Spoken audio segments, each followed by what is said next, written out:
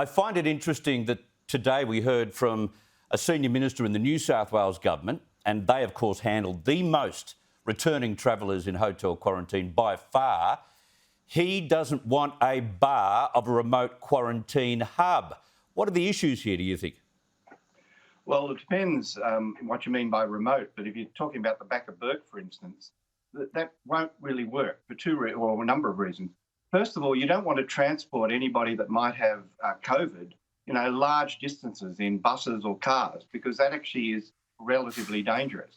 So wherever you put quarantine people or people you're going to quarantine, you're going to have them near a large airport where international flights can land. Yep. And you've also got to have it near a population centre that can support all the people that need there, everybody from security people to cooks to, cleaners, etc., etc. That requires a large population. You look at Darwin, for instance, that's at least 250,000 people. So that also limits where you can put these. Plus, you need a large health system near you because a lot of these people can get very sick and need to go in intensive care, etc. Exactly.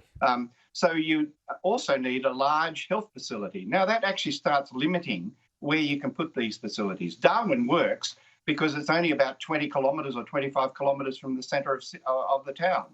So that works, and, with their ex-mining camp they've got there. But the other way of looking at this also is that you need appropriate governance. And that actually is, the federal government, in fact, can't do that because I don't think they've got enough resources. The reason the states have to be involved is you need the police force with the local health authority, health department, so that you get adequate supervision and governance of these facilities with the health department and the police with power there. Now, that works very well in New South Wales, and New South Wales is an example where they've taken, I think, probably 150,000 return travellers, have been very successful at having very limited leaks out of their hotels. In fact, some of the more ones that occurred were, in fact, in the transport vehicles. But they have actually done very well with large numbers of people. Now, you can never make the risk zero, but you can actually make it very low by, in fact, looking at the New South Wales model. Not that other models don't work as well, and there may be slight variations in different states, but so far, the hotel system has decreased the risk at least 100-fold. If people come back to Australia from overseas, US, America, 1 or 2% had infection and would have gone into the community if they weren't quarantined. Yes, there are some leaks, but it's 100-fold lower than that. Now, the risk isn't zero. We can probably improve it more, but we've done very well, and that's evidenced by the lack of transmission we have in the community in Australia.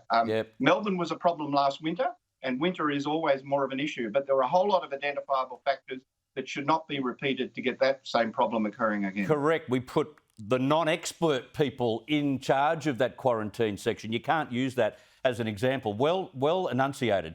Now, hundreds of Victorians have been contacted by the state's health department following the detection of COVID-19 fragments in sewage, which services Melbourne's north and west. Victoria hasn't had a single case of community transmission for 63 days. Are they overreacting, Peter?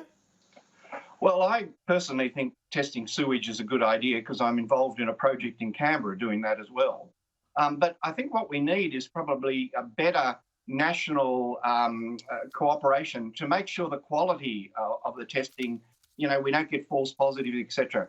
But having said that, I do think it's useful because you put an alert out to an area and say, look, we don't know whether this could be, dead virus or particles still there or something, more, recent. In New South Wales, it has tended to correlate reasonably with cases they've found in different areas.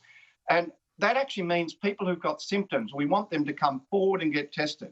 So I don't think we should, lose our cool too much about it, but it is a warning system that there may be something there that you're missing, and please, individuals, go and get tested if there's a positive sewage outlet or result in your area and get tested. But equally, I think we need some better national coordination, quality assurance programs to make sure, first of all, everybody's picking up when they should, but secondly, we're not overcalling it when maybe, there's other issues that may be causing false positive results. Which gets me to the vaccine rollout, Peter. The Therapeutic Goods Administration is continuing to investigate the deaths of 2 New South Wales men who died just days after receiving the AstraZeneca vaccine. A poll that we've seen this week shows that there's been an uptick in vaccine hesitancy, no doubt related to those cases, but it's amongst older Australians. The Essential poll found less than half of over 55s would be happy to receive the AstraZeneca jab, contrary to official health advice. The ratio of side effects to jabs is still infinitesimal, is it not? Yeah, it is. I mean, I think that's a real shame. What we really need to do is anybody over the age of 70 in particular, but over the age of 50, when you get offered the vaccine, please take it. I mean, the overall risk of these very unusual clots, and the last two cases, at least what I've seen in the media, are not that. They're more like the standard clots and they go to your lung, like you get as a complication of the pill, for instance. Yeah. Now, they're different. There's no evidence that they're increased risk with the COVID vaccines. We need to look at each of these, obviously, but what people get when they have these very unusual reactions is clots in their abdomen or their head, and it's associated with a very low platelet count, a bit like it with another drug called heparin that we use frequently in hospitals. Now, that's very uncommon, probably 1 in 200, 1 in 300,000 people, and maybe 1 in a million chance that you'll die from that, from all the people who receive it. Now, you've got to put that in perspective. If you're over the age of 80 and you get COVID, you've got a 1 in 10 chance of dying.